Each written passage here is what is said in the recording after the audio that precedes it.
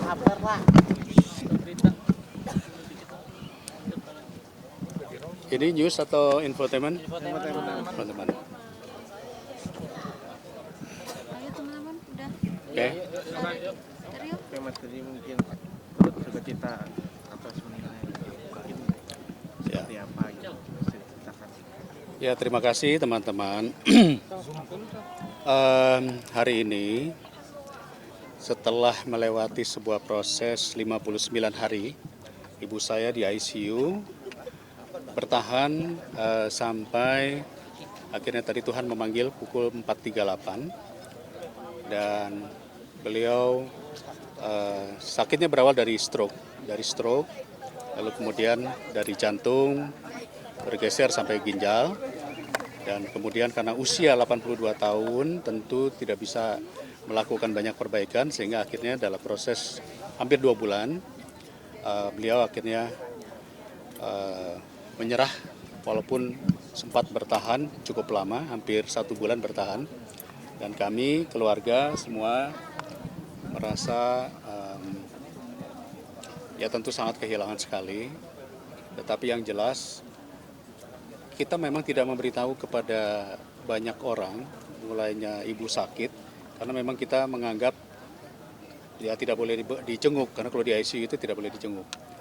Cuman nggak tahu hari ini tiba-tiba semua masuk SMS, WA, media sosial, semua kawan-kawan, baik dari senior-senior, artis-artis senior pada hadir, termasuk juga kawan-kawan saya. Tadi sudah ada Wamendagri, ada Wamen ATR, Ketua KPU datang, kawan-kawan DPR datang, saya sendiri juga ya dalam hati merasa ibu saya banyak sekali sahabatnya, ya, sahabat dari kelompok pengajian, sahabat dari kelompok masjid, ya, pembangunan masjid. Kebetulan ibu saya sering membangun masjid bersama dengan pengajiannya, dan ibu-ibu arisan banyak, teman-teman yang sudah 50 tahun bersahabat juga hadir semua, teman artis. Jadi sekali lagi kita berterima kasih termasuk kawan-kawan media yang sudah hadir hari ini. Jadi itu penyakitnya berawal dari stroke dulu, jantung atau seperti apa sih? Atau memang beriringan? Ya, jadi sebetulnya memang mama itu mungkin overweight, badannya terlalu besar ya, sehingga tensinya tinggi. Nah, karena tensinya tinggi, mungkin tidak terkontrol.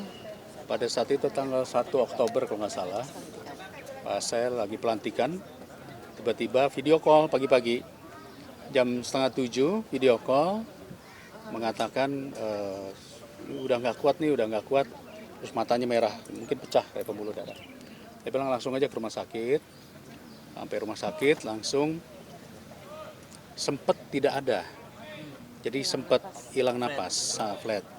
Kemudian dipompa, di apa namanya, di CPR, kembali lagi, dan dokter mengatakan biasanya kalau sudah kembali lagi itu pasti ada kerusakan. Dan memang akhirnya beliau bertahan sampai kurang lebih sebulan, sadar, terus video call sama kita semua, main sini, gitu, nyamperin. Oke, semua pada datang, kita semua. 2 hari kami pindahkan ke kamar biasa, tapi tiba-tiba anfal lagi, dan langsung drop selama 1 bulan. Karena ginjalnya sudah kena dan sudah tidak berfungsi. Mas Didi mungkin tadi ada yang menarik, Mas Didi membuatkan foto Ibunda gitu. foto yang paling cantik yang request dari mendiang ibu gitu, itu seperti apa? Ya, mama itu kan waktu mudanya tuh cantik sebagai seorang artis ya. Jadi mama bilang, "Dek, mama pengen dong dibikinin lukisan yang mama lagi cantik-cantiknya, foto." Nah, entah kenapa beliau sering ngirim foto ini berulang-ulang, tapi foto hitam putih. Kemudian saya edit aja, pakai artificial intelligence, saya bikin seperti kayak kebaya putih kayak gitu. Dan begitu saya bikin hasilnya, senang sekali, beliau senang sekali, fotonya dilihat terus, dipasang terus, dan dia menceritakan ini adalah foto ketika Mama sedang jatuh cinta katanya. Jadi momen itulah yang mungkin tertangkap di dalam foto tersebut, sehingga akhirnya inilah foto yang kelihatannya ingin dikenang oleh Mama sebagai foto terakhir. Foto ini kan juga tadi katanya seperti cariin juga fotonya mana. Ya, ini foto kan saya bikin cuma satu. Sebetulnya saya bikinnya cuma ngedit satu aja. Lalu kemudian saya bikin, setiap hari ditanya fotonya mana gitu. Padahal ada di kamarnya. Mungkin udah maklum ya, kalau udah makin tua kan suka lupa ya. Kita pasang di kamarnya, tetapi kalau keluar dari kamarnya fotonya mana. Jadi artinya nancep banget gitu di memorinya beliau, karena beliau mungkin paling suka wajah yang pas di situ. Mas sendiri mungkin sebagai menantu mungkin seperti apa sih sosok ibu mertua mungkin di mata Mas sendiri? Ya. Almarhumah Ibu Rahayu Effendi, ibu mertua saya, itu tidak pernah membeda-bedakan antara anak kandung dengan mantu. Nah, kebetulan saya sebagai mantu juga yang cukup dekat. Beliau juga sangat welcome, orangnya open minded, terbuka. Jadi kita bisa diskusi apapun.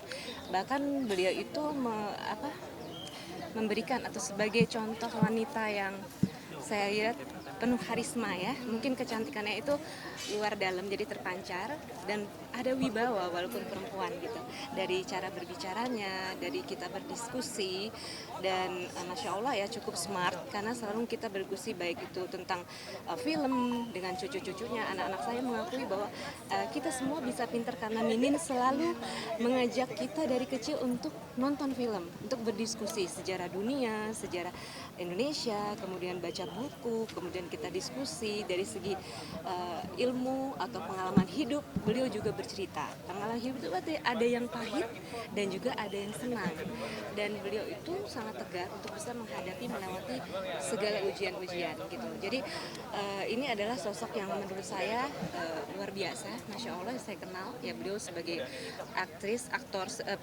ya, di zamannya itu kan semua juga tahu dengan film-filmnya, dengan kecantikannya, dengan peran-perannya. Tapi di luar itu, di dalam keluarga sangat hangat ya, keibuan gitu, tapi suka bercanda baik dengan cucu, dengan anak mantu, selalu humoris. Kadang kita juga sekeluarga ini walaupun kita ramai banyak, tapi mama itu yang membangkitkan, mengumpulkan dan membawa suasana menjadi hidup. Ada mungkin pesan apa gitu ke Mbak Sandy sendiri mungkin terkait sama anak-anak juga sama cucu gitu? Ya, tentunya beliau menitipkan ya sebagai ibu, karena saya cukup dekat, sebagai mantu juga dari pacaran saya tuh alhamdulillah hampir 7 tahun pacaran. Jadi ketika pacaran juga beliau itu selalu berada di posisi saya.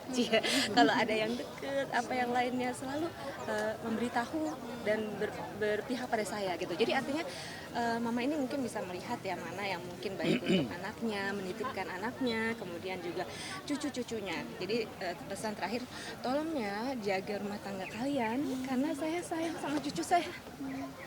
Bukan karena Pak, karena saya ingat cucu-cucu saya yang sekarang anak saya dua-duanya di London, masih kuliah S1 S2 dan nggak bisa pulang.